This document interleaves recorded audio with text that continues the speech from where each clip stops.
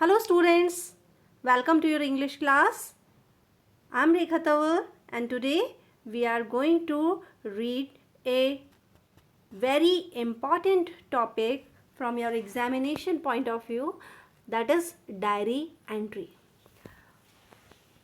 In your exams, this question will appear as a question of 5 marks. So you have to gain these 5 marks as 5 only. 5 हैं तो 5 पूरे मिलने चाहिए और उसके लिए आपको इसको अच्छे से समझना पड़ेगा कि डायरी एंट्री होती क्या है। अभी डायरी एंट्री जो भी है वो क्या होती है कि it is a very personal account of one's life. अपनी लाइफ का कोई पर्सनल अकाउंट कोई लिख रहा है, अपनी कहानी लिख रहा है अपने बारे में कि भाई आज मेरे साथ ये हुआ। जब बहुत कुछ अच्छा लगे या बहुत बुरा लगे तो लोग उसका डायरी में अकाउंट लिख लेते हैं, उसकी कहानी, उसकी सारे दिन की बात को जो उस दिन फील हुआ उसको अपनी डायरी में लिख लेते हैं। And this is a very popular trend from the time which is not known. बहुत पुराने समय से डायरी एंट्री लिखने का ट्रेंड है और बहुत बड़े बड़े लोग डायरी एंट्री लिखते रहे हैं और उनकी डायरी एंट्री से बाद में उनकी लाइफ के बारे में बहुत सारी बातें रिवील हुई, उनके बारे में पता चला। अब ये डायरी एंट्री जो है वैसे तो वेरी पर्सनल अकाउंट होता है, यानी कि अपनी क्लोज सी बातें जो बहुत अच्छी या बुरी लगी हों उनके बारे में लिखा जाता है। तो डायरी पर्सनल अकाउंट होने के कारण डायरी एंट्री हमेशा किस में लिखी जाती है? फर्स्ट पर्सन में। आई और वी का हम यूज़ इसमें ज़्यादा करते हैं। हम ज़्यादातर अपनी सारी बात क्या करते हैं, अब मैं अपनी लाइफ के बारे में बताऊंगी तो मैं यही तो कहूँगी कि मैं वहाँ गई, मैंने ये किया, मैंने वो किया और मुझे ऐसा महसूस हुआ। तो मैं ये तो नहीं थोड़ी ना कहूँगी कि तुम वहाँ गए, मैं गई हूँ तो मैं अपने बारे में लिखूँगी। तो डायरी एंट्री में इसीलिए आई और वी का यूज़ ज़्यादा होता है, बल्कि इन्हीं का यूज़ होता है जनरली। और इसके अलावा टेंस फॉर्म की अगर हम बात करें तो डायरी एंट्री में हम पास्ट टेंस का यूज़ करेंगे जनरली। क्योंकि और पास्ट टेंस का यूज़ क्यों करेंगे? क्योंकि डायरी एंट्री हम कब लिखते हैं? जब कोई घटना हुई है, जब हमारी लाइफ में कुछ इम्पॉर्टेंट सा, कुछ अलग सा काम हुआ है और हमें कुछ अच्छा या बुरा फील हो रहा है, तो उस समय हम अपनी भावनाओं को कहीं पर गिव वेंट करना चाहते हैं, कहीं पर अपने को निकाल देना चाहते हैं, बता देना चाहते हैं किसी को, और उस काम के लिए हम डायरी एंट्री का यूज़ कर रहे होते हैं। तो क्योंकि वो काम हो चुका है तो हम किस चीज़ का यूज़ करेंगे?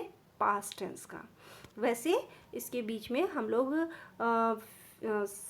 प्रेजेंट परफेक्ट का भी कई बार यूज़ करते हैं, लेकिन जनरली हम पास्ट टेंस को प्रेफर करते हैं इसमें।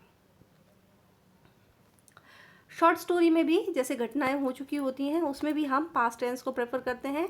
डायरी एंट्री में भी पास्ट टेंस को प्रेफर किया जाता है।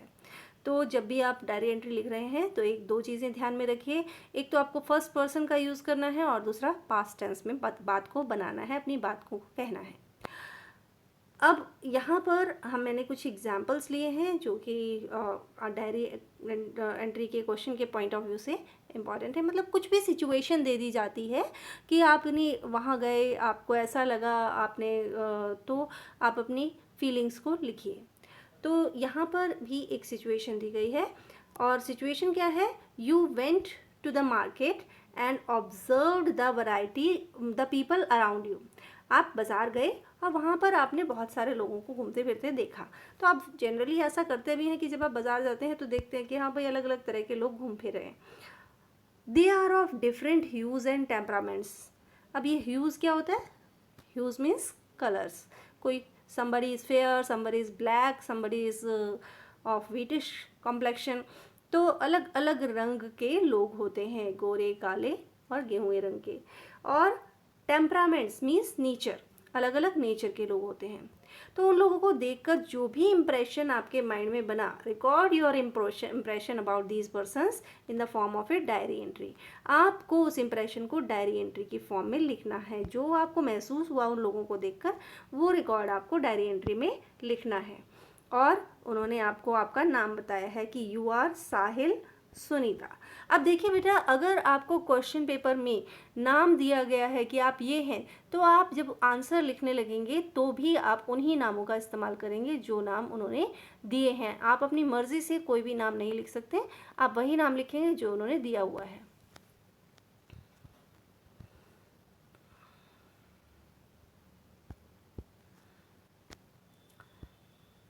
अब आप क्या करेंगे, सबसे पहले आप डायरी एंट्री लिखते समय डेट डालते हैं। तो हमने डेट डाली 12 अगस्त 2020। अब डेट को डालने के लिए एक तरीका ये भी होता है, क्या करते हैं हम 12/8/20 ऐसे लिखते हो ना डेट क्लास में, लेकिन ये गलत तरीका है। ये तरीका आप लेटर्स में, एप्लीकेशंस में, डायरी एंट्रीज में नहीं लिखोगे। एप्लीकेशन, लेटर्स और डायरी एंट्रीज में डेट लिखने का तरीका ये वाला ही बेटर है। वैसे एक तरीका और भी होता है कि आप पहले अगस्त लिख दें, मंथ का नाम लिख दें, और फिर डेट आ जाए, और फिर आप 2020 ईयर का नाम लिख दें। लेकिन जब आप ऐसा करेंगे तो आपको क्या होगा, यहाँ पे बीच में कॉमा लगाना पड़ेगा। लेकिन आजकल राइटिंग सेक्शन का जो पैटर्न है उसमें हम कॉमास को अवॉइड करते हैं। तो यहाँ पर आप प्रेफर कीजिए कि आप अपनी डेट जो है वो इस वाले फॉर्मेट से ही लिखेंगे। ये जो फॉर्मेट दिया गया है ये करेक्ट है, आप इसी तरीके से लिखिएगा डायरी डेट। अब डेट के एग्जैक्टली नीचे आप डे मेंशन करेंगे, वो कौन सा दिन है, जैसे वेडनेसडे है। अब जो भी दिन है, जिस भी दिन आपका एग्ज़ाम है या जिसमें क्वेश्चन पेपर दिया गया या टेस्ट ले रहे हैं हम, तो जो भी दिन है, जो भी डेट है, आप वही लिखिए। ये नहीं है कि मैंने 12 अगस्त लिखा तो भैया हम तो रट्टू तोता बन के 12 अगस्त ही लिख के आएंगे, ये नहीं कर देना नंबर कट जाएंगे, ठीक है। और फिर आपका टाइम मेंशन होता है। डायरी एंट्री में हम टाइम भी देते हैं कि हम किस समय लिख रहे हैं। जनरली क्योंकि दिन की इंसिडेंट्स का हम अकाउंट लिख रहे होते हैं तो हम रात का टाइम लिखते हैं, पीएम में, रात के टाइम, क्योंकि दिन में तो घटना हुई है ना, तो हम रात को रिकॉर्ड मेंटेन करते हैं। तो उस समय हम क्या करेंगे, पीएम के में अपना टाइम मेंशन करेंगे। इनके बाद देखिए यहाँ पे मेरी शीट एक्चुअली फिनिश हो गई थी, तो हमें बीच में गैप छोड़ना नहीं है। ये गैप छोड़ा नहीं है, ये गैप किससे हो गया है, ये गैप हो गया है क्योंकि मेरी शीट चेंज हो गई है। तो आपको ये गैप नहीं छोड़ना है, ठीक है, ये बात ध्यान रखिएगा। और जब आप पेपर में अटैम्प्ट करेंगे तो भी आप ये कोशिश कीजिएगा कि पूरा आप अपना आंसर, मेरे को पहले क्वेश्चन लिखा मैंने, फिर आंसर लिखा है, तो आपको क्वेश्चन नहीं लिखना है आंसर शीट में, आपको सिर्फ आंसर लिखना है। तो आप अपना बिगिनिंग डेट, डे और टाइम से करेंगे और फिर सीधे डियर डायरी आ जाएगा। ये डियर डायरी जो आप लिखेंगे, इस डियर डायरी और टाइम के बीच में कोई स्पेस नहीं होगा, ठीक है, यहाँ इनके बीच में स्पेस नहीं होगा। ये एक लाइन के बाद एक, एक लाइन के बाद एक, सारी चीज़ जो फॉर्मेट की हैं वो इस तरीके से आती जाएंगी। अब आपने ये डियर डायरी क्यों कहा, क्योंकि डायरी को हम ऐसा इमेजिन करते हैं कि वो हमारा एक फ्रेंड है जो कि हमारी बात को पेशेंटली सुन रहा है और हम उसको बता रहे हैं अपने मन की सारी बात। अब जब हम उससे इतना प्यार करते हैं, हम अपने मन की सारी बात किसे बता सकते हैं, जिसे प्यार करते हैं।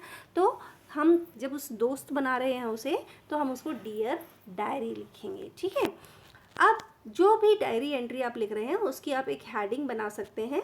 जैसे यहाँ पर इसकी हमने हेडिंग बनाई है, an interesting variety of people. ये ज़रूरी नहीं है कि आप इसे बनाएं, लेकिन बना दीजिए।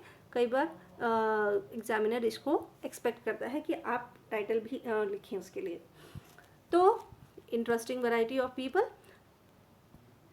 आप बाजार गए तो आपने नोटिस किया कि किस तरह के लोग हैं, और क्या नोटिस किया वो देख लेते हैं। It is wonderful to observe people of different hues and temperaments। देखिए आपको आपका कुछ हिस्सा आपके क्वेश्चन पेपर में से मिल गया, क्वेश्चन के अंदर से, कि इट इज़ वंडरफुल, बड़ी ही आश्चर्यजनक है, टू ऑब्जर्व, लोगों को ऑब्जर्व करना, उनको देखना, of different huge and temperaments, जो अलग अलग रंग और नेचर के हैं। Huge colour, temperament nature. I had gone to the crowded market to buy a pair of shoes। अब आपने बता दिया कि आप मार्केट आखिर गए किस लिए थे, कि पेयर ऑफ शूज़ खरीदने थे। While strolling in the market, I saw people moving about in a leisurely manner। अब while strolling, strolling means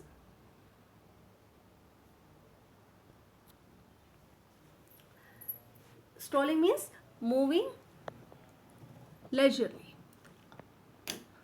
आराम से घूमना, उसे बोलते हैं strolling.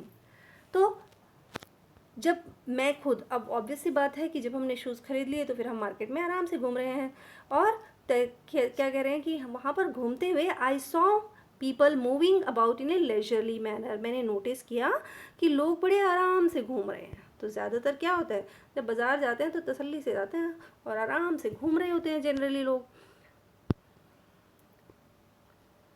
Some of them were in a cheerful mood, उनमें से कुछ लोग कैसे मूड में थे, बहुत ही चीयरफुल मूड में थे, बहुत ही हैप्पी थे, खुश खुश थे। But many others looked sad and worried, लेकिन कुछ दूसरे उदास लग रहे थे और चिंतित लग रहे थे। अब सभी लोग तो खुशी खुशी नहीं जाते, किसी को कुछ चीज़ की ज़रूरत होती है, यार भागा भागा जल्दी से, अरे भाई घर में मिर्ची ख़त्म हो गई लेके आओ, तो वो क्या आराम से घूमेगा, नहीं, वो तो जल्दी करेगा कि घर में सब्जी नहीं बनेगी, मिर्ची नहीं पहुंची तो क्या होगा, बड़े उनको चिंता होती है, कुछ कुछ लोग चिंता में भी होते हैं, वहाँ पर घूम रहे होते हैं। A few young boys and girls were eating ice cream, और क्या होता है, क्या देखा उसने कि एक कुछ बॉयज़ और गर्ल्स क्या कर रहे थे, eating ice cream on the pavements and were giggling. अब ये पेवमेंट क्या होता है, पेवमेंट जो सड़क के किनारे किनारे फुटपाथ होते हैं ना पैदल लोगों को चलने के लिए, उसे हम पेवमेंट कहते हैं।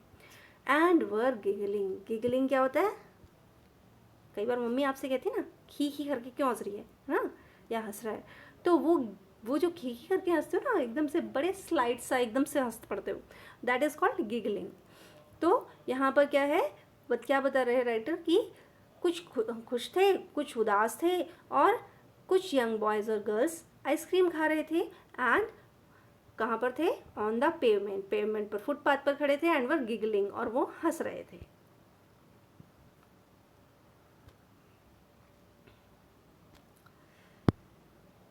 But there was a middle aged man looking at his watch again and again, लेकिन आपने कुछ एक अलग डिफरेंट तरह का इंसान भी देखा जो लुकिंग एट हिज वॉच, एक मिडिल एज्ड मतलब जो मध्यम आयु वर्ग का होता है, यानी 40-45 प्लस जो होगा, that person is middle aged person. तो उसको देखा आपने, और जो कि क्या कर रहा था, looking at his watch again and again, वो बार बार अपनी वॉच को देख रहा था, और बार बार वॉच का देख रहा था, इससे क्या पता चल रहा था, इट सीम्ड, ऐसा लग रहा था, he was waiting for someone impatiently. Impatiently क्या होता है, विदाउट पेशेंस, पेशेंस क्या होता है, धैर्य, कि बिना धैर्य के, बिना धीरज के, अधीर हो रहा था वो, बहुत ही इम्पेशेंट हो रहा था, और वेट कर रहा था किसी की, ऐसा प्रतीत हो रहा था उसके बार बार घड़ी देखने के तरीके से। Then 2 girls came out of a garment store, और फिर 2 गर्ल्स गारमेंट स्टोर से निकल के आईं, and they were self conscious of their looks, वो अपनी लुक्स को लेकर बहुत ही कॉन्शियस लग रही थी, कॉन्शियस मतलब अवेयर, जागरूक। 2 young boys riding on a motor bike past from there, तो यंग बॉयज़ जो कि एक मोटर बाइक पर राइड कर रहे थे, सवारी कर रहे थे, वहाँ से गुजरे, शाउटिंग लाउडली, वो बहुत ज़ोर ज़ोर से चिल्ला रहे थे, करते हैं ना कई बार बच्चे ऐसे। तो ये सब कुछ, आई wandered at the variety of human beings, और मैंने क्या देखा कि मैं लोगों की वैरायटी को देखकर हैरान हो रही थी, या हो रहा था कि कितनी तरह के लोग होते हैं। तो आपका नाम आपको उन्होंने बता ही दिया था कि आप कौन हैं, साहिल, तो यहाँ पर साहिल लिख दिया। और गर्ल्स को क्या लिखना है, क्या लिखना था क्वेश्चन में, देखिए सुनीता, गर्ल्स को सुनीता लिखेंगी, बॉयज़ ने साहिल लिखना है। तो ये आपके फर्स्ट एग्जाम्पल हो गया। अब दूसरा एग्जाम्पल देख लेते हैं। You went to a restaurant to have lunch with your parents, आप अपने पेरेंट्स के साथ कहीं पर रेस्टोरेंट में लंच करने गए। There you saw a poor boy of about 10 washing utensils, वहाँ पर आपने देखा कि एक 10 साल का बच्चा लगभग अपने बर्तनों को धो रहा था, वहाँ पर washing utensils and doing other chores. Chores क्या होते हैं, छोटे मोटे जो काम होते हैं ना उनको चोर्स कहते हैं, कि कपड़ा मार दे, ये कर दे, वो कर दे, जब छोटे छोटे काम होते हैं उनको चोर्स कहा जाता है।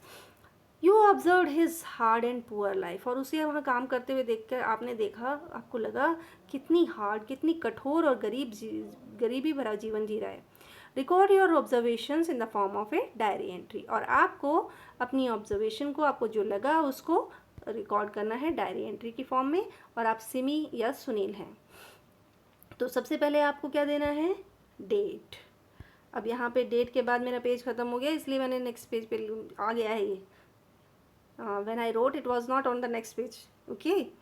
When it became a PDF, then it got away from day. तो आपको उसी पेज से शुरू करना है.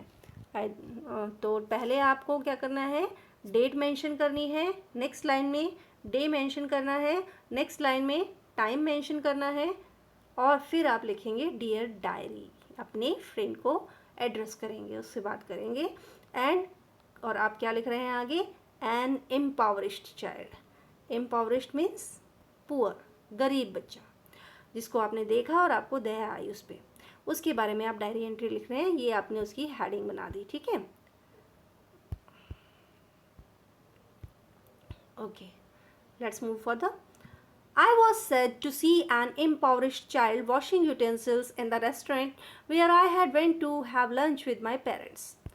मैं उस बच्चे को देखकर, impoverished child को, उस गरीब बच्चे को देखकर बहुत उदास था, जो कि washing utensils, जो बर्तनों को धो रहा था रेस्टोरेंट में. कौन से रेस्टोरेंट में, जहाँ पर मैं पेरेंट्स के साथ घूमने गया था, लंच करने गया था. The boy was in rags. In rags मतलब फटे पुराने कपड़े पहने हुए थे उसने. इन ए मिजरेबल कंडीशन, बड़ी ही दुखी स्थिति में था वो. After washing the utensils he began to serve eatables. जब उसने बर्तन धो लिए तो फिर वो खाना सर्व करने लग गया टू द कस्टमर्स. जो भी कस्टमर्स वहाँ थे उनको वो खाना सर्व करने लग गया. The boy was a minor. अब ये माइनर क्या होता है, बिलो 18 ईयर्स ऑफ एज, छोटे बच्चे, मतलब वो एक अंडर 18 बच्चा था. And he should have been at some school. और उसे देख कर हमें लगा कि उसे किसी स्कूल में होना चाहिए. But poverty forced him to do this job. लेकिन गरीबी के कारण उसे ये काम करना पड़ रहा था. The owner of the canteen behaved like A bully towards him. और जो कैंटीन का मालिक था वो उसे बुली कर रहा था. बुली करने का मतलब क्या होता है, धौंस जमाना. फालतू में कुछ लोग जमाते ना धौंस, तो ऐसे ही वो फालतू में उस पर धौंस जमा रहा था, क्योंकि वो उसके यहाँ काम करता है, वो उसे पे करता है. He ordered him to do so many things. वो उसे इतने सारे काम बता रहा था, ये कर दे, वो कर दे, वो कर दे, बहुत सारे काम बता रहा था. द बॉय वॉज पेल. वो लड़का वीक एंड सैड, बहुत ही कमज़ोर था, पीला पड़ा हुआ था. पेल मीन्स पीला पड़ जाना, उसका चेहरा पीला पड़ा हुआ था. वीक एंड सैड, वो गरीब, वो कमज़ोर था, वो उदास था.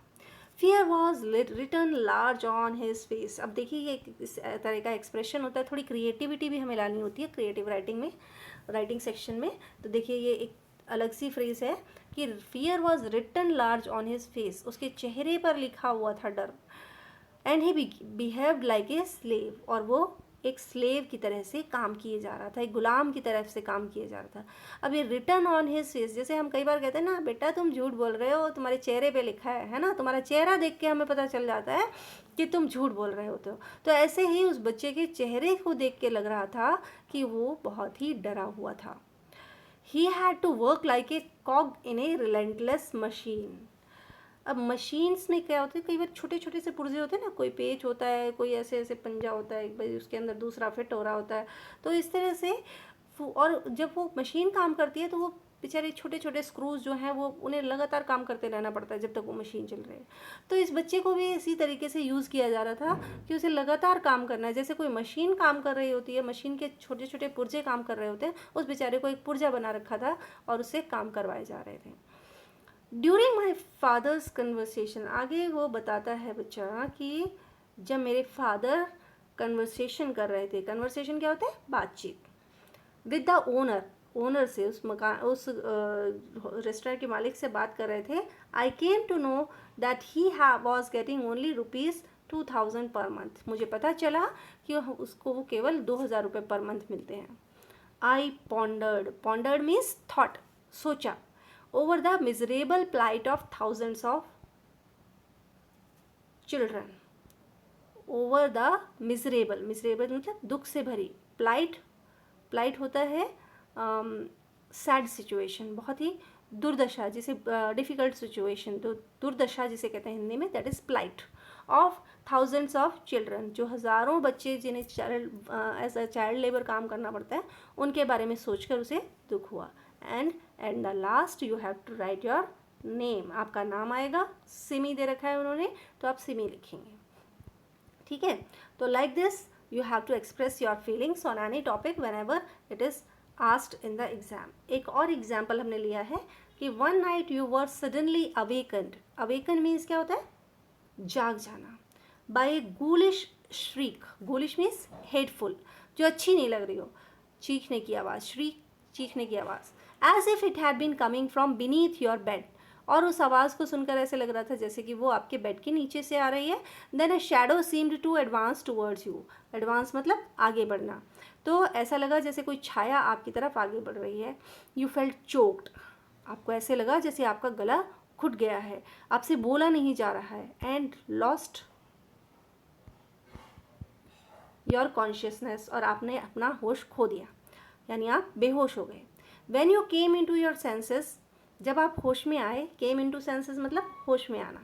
जब आप होश में आए, you were on your bed puzzled and held and hearty. तो आप अपने बेड पर थे, थोड़े पजल्ड थे. Puzzled means confused, but held and hearty. Held and hearty means quite fit and healthy. बिल्कुल फिट और हेल्दी थे आप, स्वस्थ चुस्त तंदुरुस्त थे. Describe your experience in the form of a diary entry in not more than 120 words. अब एक और सिचुएशन बता दी कि आपने बुरा सपना देखा और आपको उसके बारे में अपना जो एक्सपीरियंस है वो बताना है डायरी एंट्री की फॉर्म में. अब ये बताइए, सपना कब देखा उसने? रात को देखा. तो ऑब्वियस सी बात है कि पिछली रात को सपने में देखे हुए सपने की डायरी एंट्री अगले दिन रात को तो नहीं लिखेगा. उसकी कब लिखेगा? क्योंकि वो तभी घबराया हुआ है तो सुबह लिखेगा. तो इस डायरी एंट्री में आप टाइम सुबह का देंगे. ठीक है. तो इस तरह से हमें सोच लेना है उस समय कि हमें किस समय का टाइम देना चाहिए. अब देखिए इसमें सही तरीके से आया है. सबसे पहले आपने डेट मेंशन की 12 अगस्त 2020. फिर आपने डे मेंशन किया वेंसडे. फिर आपने टाइम मेंशन किया 9 AM.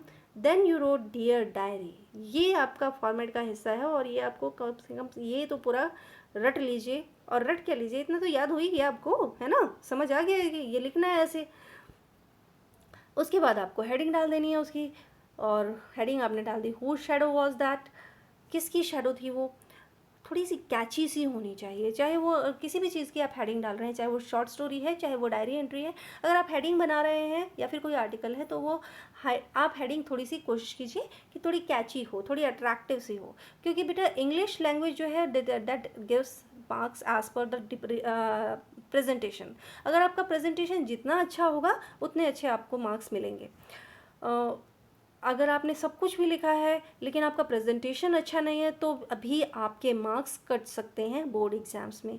तो आप कोशिश कीजिए कि आप जब भी अपने टेस्ट को, अपने एग्ज़ाम्स को, अपनी क्लास को, किसी को भी अटेंड कर रहे हैं तो बहुत ही नीट एंड क्लीन सा काम करने की आदत डाल लीजिए. ताकि आपको जब एग्ज़ाम्स में लिखोगे तभी तो जल्दी जल्दी लिखते हो, है ना? तो उस समय भी आप साफ़ सुथरा और अच्छा सा पेपर करके आएँ. इस चीज़ की आप आदत बना लीजिए. और साथ ही साथ अपनी वोकैबलरी को भी डेवलप कीजिए. इसीलिए मैं आपको इतने सारे वर्ड मीनिंग्स हर चैप्टर के साथ भेजती हूँ. Perhaps sometimes you feel that कि इतने सारे वर्ड मीनिंग्स हमें कैसे लर्न करें. लेकिन बेटा you have to develop your vocabulary because you are going to face the world now. अब आप बड़े हो रहे हैं तो आपको थोड़ी चीज़ें अपनी जो वर्किंग कैपेसिटी है, अपनी सिटिंग फॉर स्टडीज़, ये सब टाइम बढ़ाना पड़ेगा. Now okay, come back to the diary entry. तो हुज शैडो वॉज दैट आपने लिखना शुरू किया. अब आपने क्या लग रहा है? आई फील पजल्ड एंड फ्राइटेंड. कैसे लग रहा है आपको? Puzzled and frightened. आप पजल्ड हैं और फ्राइटेंड हैं. सुबह सुबह आप रात को आपने सपना देखा और सुबह सुबह आप लिखने बैठ गए. क्या लिख रहे हैं? I feel puzzled and frightened. बहुत मैं कन्फ्यूज हूँ और मैं डरा हुआ हूँ. I do not know whose shadow was it. कि ये किसकी शैडो थी. I clearly remember. मुझे अच्छे से याद है that I went to bed at 11 PM. कि मैं 11 बजे सोने गई थी. I was alone in my bedroom. मैं अकेला था अपने कमरे में. And had shut all the doors and windows. और मैंने सारे दरवाजे और खिड़कियाँ बंद किए थे. Then a strong wind began to blow. फिर एक स्ट्रॉन्ग विंड, बहुत तेज़ हवा बहने लगी। I do not know when I went to sleep, suddenly I got up on hearing a strange shriek. अचानक से मैं एक बड़ी तेज़ चीखने की आवाज़ से उठ गया। It appear that the sound had come from under my bed, ऐसा लगा कि वो साउंड मेरे बेड के नीचे से आ रहा था। Then I saw a black shadow coming towards me, फिर मैंने एक ब्लैक शेडो को मेरी तरफ आते हुए देखा। I got frightened and lost consciousness, और मैं डर गई और मैंने अपना होश खो दिया। I came to my senses after some time, कुछ समय बाद मुझे होश आया। इट वॉज 5 AM, और उस समय 5 बज रहे थे। I realise that it was a bad dream because nobody had intruded in to my room. Intruded means होता है टू एंटर फोर्सफुली, ज़बरदस्ती घुसाना। तो कोई भी मेरे कमरे में ज़बरदस्ती नहीं घुसा था। तो मैंने रियलाइज़ किया ये केवल एक बुरा सपना था। एंड देन योर नेम, जो उन्होंने आपको दिया हुआ है, अनिल। तो इस तरह से आपको कोई भी सिचुएशन दी जाएगी एग्ज़ाम में, और आपको उस सिचुएशन के हिसाब से अपनी तरफ से इमेजिन करके, और जो क्लूज़ दिए गए हैं, जो क्वेश्चन दिया गया है, उसको अंडरस्टैंड करते हुए आपको अपने क्वेश्चन का आंसर लिखना होगा क्वेश्चन पेपर के अंदर। आई होप कि आपको समझ आया होगा कि कैसे आपको डायरी एंट्री को अटैम्प्ट करना है। I will send the PDF of these 3 diary entries to you, and you have to write them as a sample. Notice that मैं आपको बता रही हूँ, you have to write them as a sample. आपके paper में ये नहीं आएंगी, आपके पेपर में कोई भी सिचुएशन दी जाएगी और आपको उस सिचुएशन पर अपने हिसाब से आपको वो डायरी एंट्री लिखनी होगी। आपको ये इन 3 डायरीज से शायद फॉर्मेट क्लियर हो गया होगा, और आपको फॉर्मेशन सीखनी है, नए नए सेंटेंसेस बनाने हैं, और after some time will start discussing also, and also complete your notebooks because now we are going to call you for sending your notebooks for checking. तो अपनी अपनी नोटबुक्स जो हैं वो अपनी तैयार रखिए कंप्लीट करके, ताकि हम उन्हें रोल नंबर वाइज मंगा के चेक कर सकें, ठीक है। And until the lockdown opens, जब तक ये स्कूल्स नहीं खुल जाते हैं तब तक हमको ऐसे ही काम करना है। और प्लीज़ मोटिवेट योरसेल्व्स, और अच्छे से अपनी स्टडीज़ को कंटिन्यू कीजिए, क्योंकि ये क्लास 9th और 10th बहुत ही इम्पॉर्टेंट होने वाली है आपकी लाइफ में। और इसमें अभी आप जितना टाइम लगा सकते हैं स्टडीज़ को उतना लगा दीजिए, because later on you will not get time. +1 +2 में तो आपको टाइम ही नहीं मिलता है, तो 9 10 में आपको एकदम से अपनी स्टडीज़ को टाइम डिवोट करना, ज़्यादा शुरू करना होगा। ये these 4 years are very crucial for your life, so please concentrate on your lessons, whatever is being taught, and stay motivated, keep studying. Thank you, have a nice day.